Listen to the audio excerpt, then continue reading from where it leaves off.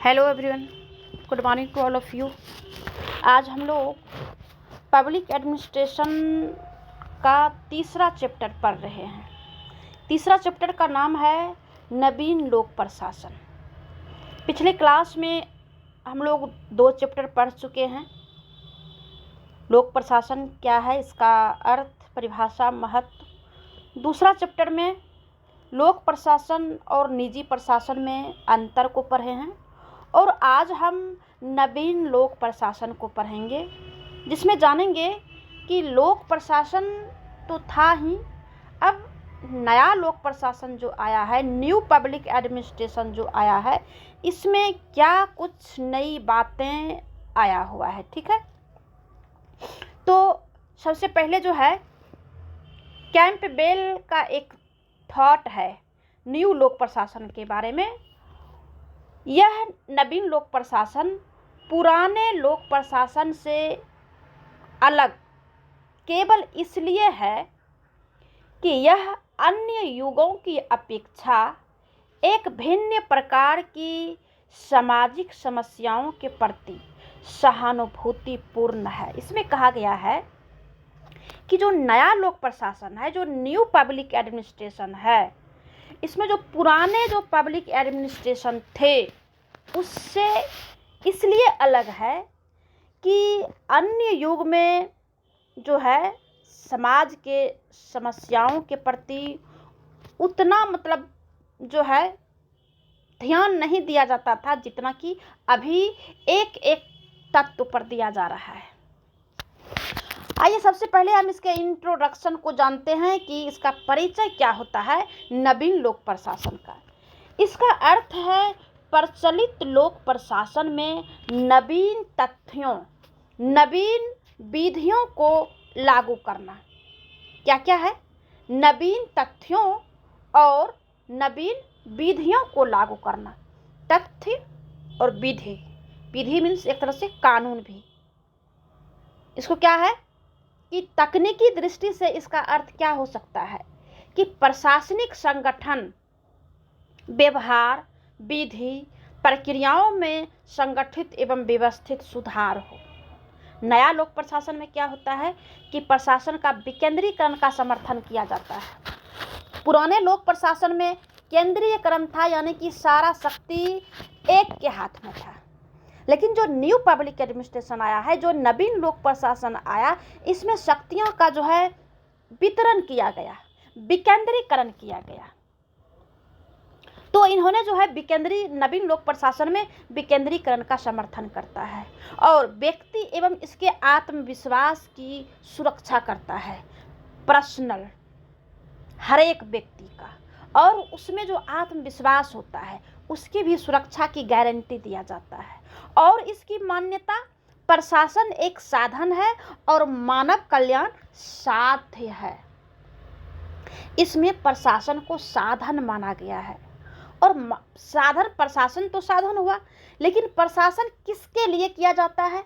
मानव के कल्याण के लिए किया जाता है, तो इसको साध्य मान लिया गया है। तो यह मूल्य आधारित सिद्धांत सामाजिक सजगता, सक्रियता, उत्तरदायित्व, पारदर्शिता, मानवीयता एवं सहभागिता को ज़्यादा महत्व देता है। तो यह नियोजन की प्रक्रिया पर अत्यधिक बल देता है। ये समझने के लिए है इंट्रोडक्शन। आप इसे अगर नोट्स बनाना है तो इसे शॉर्ट में भी लिख सकते हैं।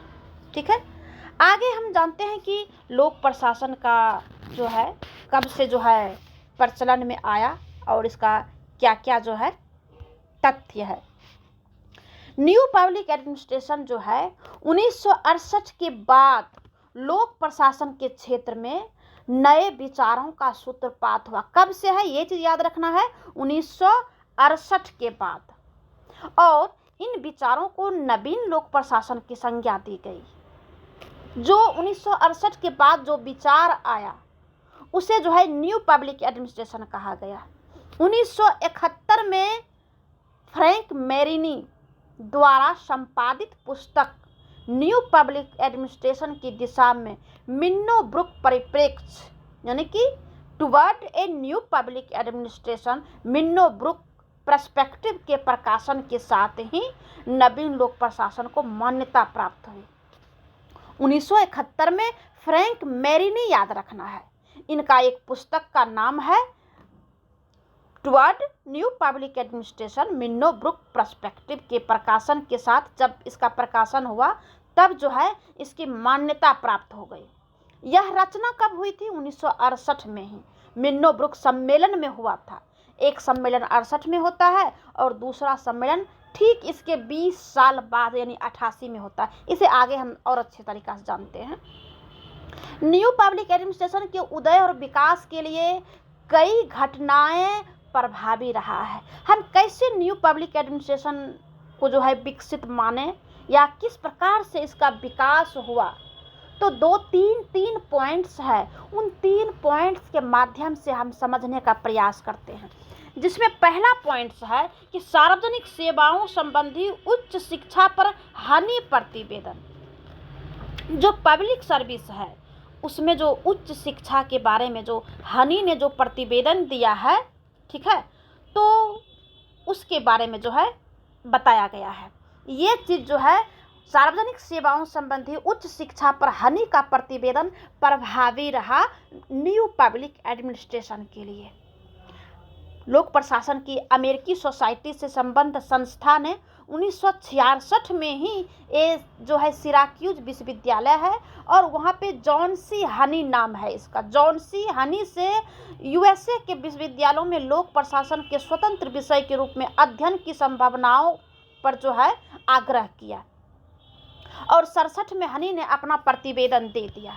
तब से जो है हनी प्रतिवेदन जो है इसे कहा गया। आगे जो है हनी प्रतिवेदन में 4 समस्याएं का जो है उल्लेख किया गया। हनी प्रतिवेदन में 4 समस्या। पहला जो समस्या है वो है कि स्वतंत्र विषय के रूप में विश्वविद्यालयों में लोक प्रशासन के अध्ययन और अध्यापन और शोध के लिए धन का अभाव है। यानी कुल मिलाकर के जो है लोक प्रशासन के अध्ययन और अध्यापन के लिए जो है धन का अभाव बताया गया है।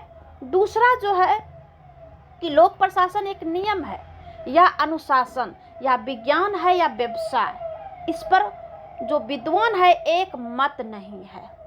तीसरा जो समस्या है लोक प्रशासन के विभागों में व्याप्त अपूर्णता है।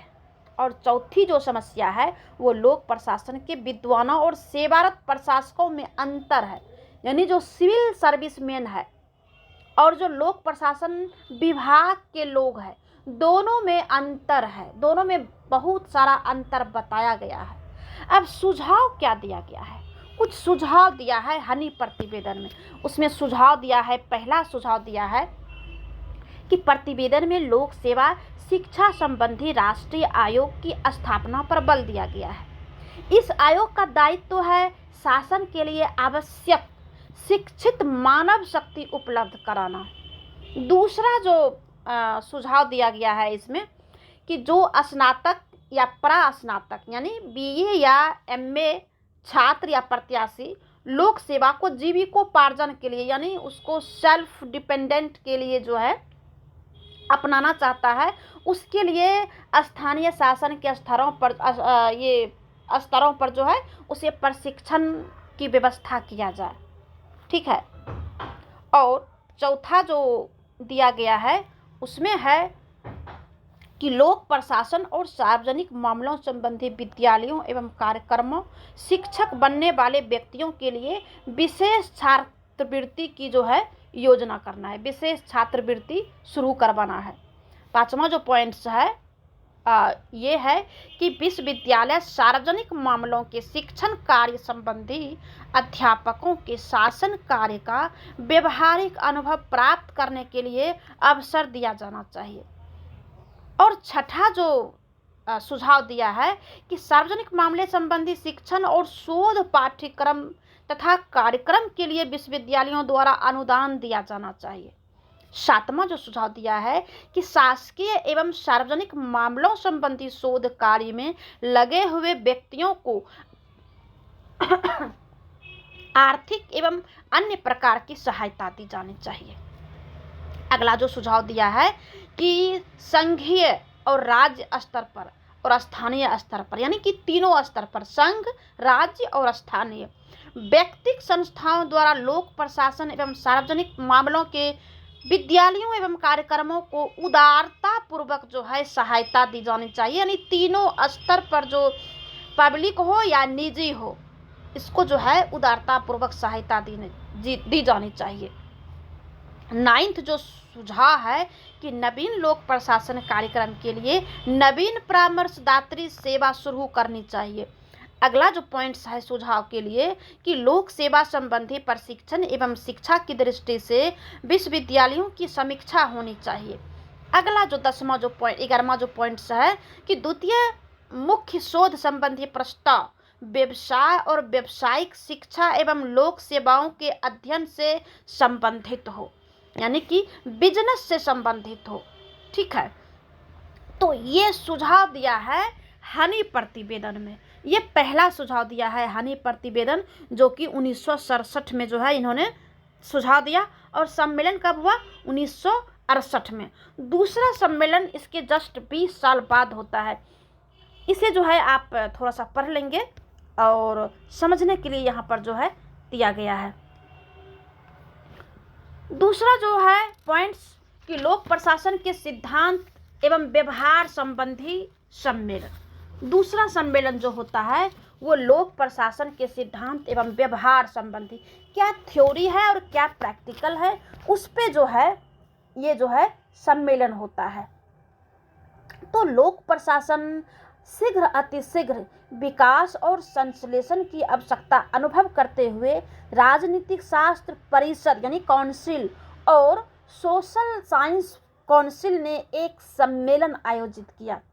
पॉलिटिकल साइंस काउंसिल और सोशल साइंस काउंसिल ने एक सेमिनार करता है, जिसका विषय क्या था? जिसका विषय था लोक प्रशासन का सिद्धांत एवं व्यवहार। ये लोक प्रशासन का सिद्धांत एवं व्यवहार, ये याद रखिएगा। और उसका क्षेत्र, उद्देश्य एवं अध्ययन पद्धति। लोक प्रशासन का सिद्धांत एवं व्यवहार, उसका क्षेत्र क्या है, स्कोप क्या है, पर्पस क्या है, और उसका अध्ययन का पद्धति क्या है। ठीक है, तो इस सम्मेलन में विद्वानों में उपयुक्त मुद्दों के संदर्भ में मतभेद भी पैदा हो गया था। कुछ विद्वानों ने इसे विशुद्ध बौद्धिक चिंतन का विषय माना, तो कुछ ने इसे केवल व्यवसाय माना, जबकि कुछ विद्वानों ने लोक प्रशासन के सार्वजनिक हित में व्याख्या की और कुछ ने केवल प्रशासन से जोड़ा। यानी यहाँ पे आप देख रहे हैं कि किसी में एक मत नहीं है। तो सभी विचारक निम्न बातों को दिया। पहला कि लोक प्रशासन के क्षेत्र को निश्चित करना उतना ही कठिन है जितना कि उसकी परिभाषा देना। बहुत कंट्रोवर्सी बताया गया है। दूसरा जो पॉइंट बताया कि लोक प्रशासन में विभिन्न अभिकरण नीतियों का निर्माण करते हैं, तो अतः नीति निर्माण एवं लोक प्रशासन का विभाजन नहीं होना चाहिए। तीसरा जो दिया अपना मंतव्य कि एक विषय के रूप में अमेरिकी लोक प्रशासन का संबंध केवल अमेरिकी लोक प्रशासन से ही होना चाहिए। चौथा जो दिया कि नौकरशाही संबंधी अध्ययन संरचनात्मक एवं प्रक्रियात्मक दोनों ही प्रकार का किया जाना चाहिए। अगला जो पॉइंट बताया कि लोक प्रशासन एवं वाणिज्य प्रशासन प्रशिक्षण एक सा नहीं होना चाहिए, क्योंकि दोनों में महत्वपूर्ण बातों में समानता नहीं पाई जाती है। अगला जो सुझाव दिया कि लोक प्रशासन को व्यवसाय के रूप में राजनीति, विज्ञान तथा अनुशासन पर व्यवसाय से अलग होना चाहिए।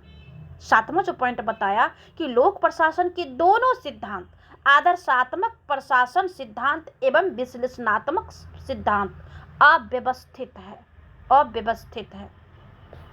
आठवां जो पॉइंट्स बताया उसमें कहा गया कि संगठनात्मक सत्ता संबंधी पद सोपान धारण अब उचित नहीं है।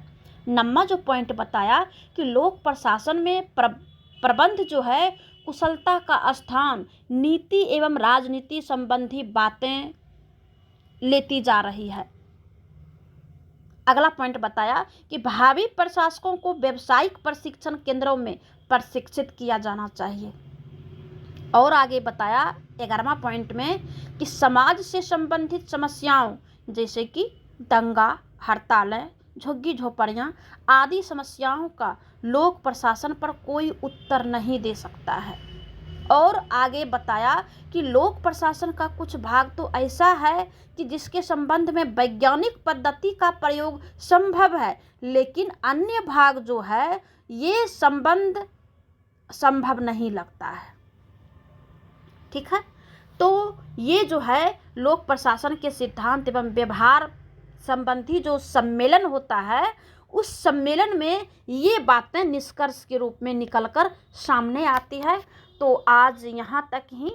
इसके आगे जो तीसरा सम्मेलन होता है 1968 में, तीसरा सम्मेलन में क्या कुछ बताया गया है इसे हम आगे वीडियो में पढ़ाएंगे।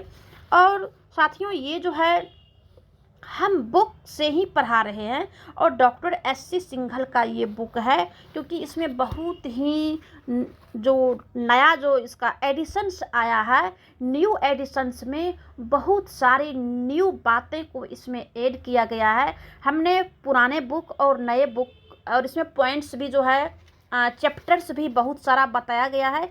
जितना चैप्टर्स ये डॉक्टर एस.सी. सिंघल में बताया गया है, इतना चैप्टर्स पहले के बुक में नहीं है, क्योंकि इसमें जितनी भी वर्तमान परिप्रेक्ष्य में न्यू पब्लिक एडमिनिस्ट्रेशन के क्षेत्र में है वो सारी बातें जो है इसमें ऐड किया गया है।